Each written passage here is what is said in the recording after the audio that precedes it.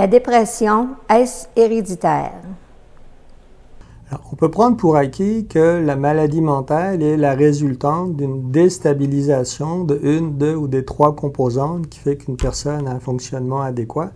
Son caractère, la partie génétique, la personnalité, la façon dont elle s'adapte à son environnement et l'environnement dans lequel elle évolue. On sait aussi que plusieurs maladies sont reconnues pour être transmissibles potentiellement d'un point de vue génétique, schizophrénie, maladie bipolaire, hyperactivité, autisme et certains troubles anxieux comme eux. Dans la maladie affective bipolaire, on a deux aspects. La maladie bipolaire en soi où les gens traversent des périodes de high ou des périodes de down, la dépression, et la dépression en elle-même, donc avec 9 symptômes que la personne doit présenter 5 pendant 2 semaines comme eux.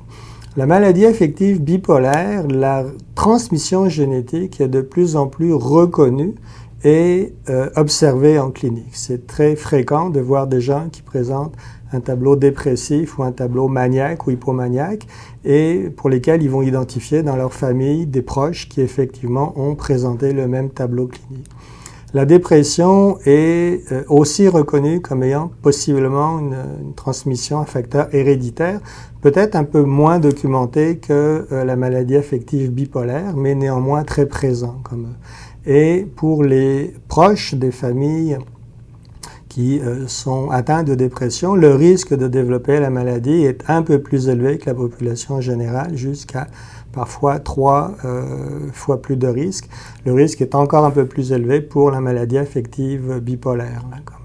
Donc, c'est important d'être sensible à cet aspect-là pour encore une fois, se protéger de l'environnement dans lequel on évolue, s'assurer que les sources de stress sont gérées de façon adéquate, et éventuellement pour les personnes qui seraient inquiètes d'avoir des proches qui ont souffert de dépression. Il y a une vulnérabilité qui existe, mais elles sont capables, en s'adaptant de façon différente, en étant sensibles aux sources de stress, et à un environnement plutôt hostile, de développer des moyens pour éviter que ne se développe une dépression.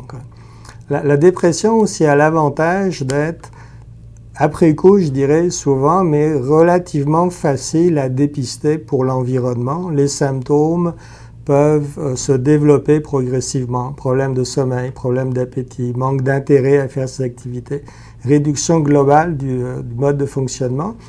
L'environnement chez une personne à risque de développer une dépression pourrait être sensible, être éduqué, informé de cette détérioration possible et tirer la sonnette d'alarme si elles voient leurs proches à risque, plus vulnérables, voir son mode de fonctionnement changer. Dans la dépression, comme dans d'autres problèmes de santé mentale, la personne à risque a un certain contrôle pour éviter ou tout au moins se protéger contre une éventuelle détérioration de son mode de fonctionnement sur un mode dépressif en étant vigilant à la façon dont elle gère les stress et en parle à son entourage, là, sachant qu'elle présente une vulnérabilité.